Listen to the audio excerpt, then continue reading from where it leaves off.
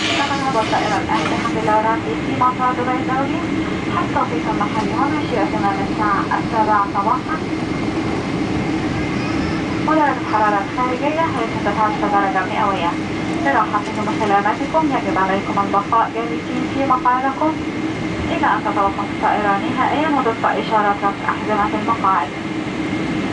قبل مغادرة الطائرة رجاء التأكد من أخذ جميع أمتعتكم الشخصية الموجودة في المقاعد التي أمامكم أو في الخزائن العلوية. لمعلوماتكم يمكنكم استعمال أجهزة الهواتف المتحركة الآن. أعزائي الآباء والأمهات المسافرين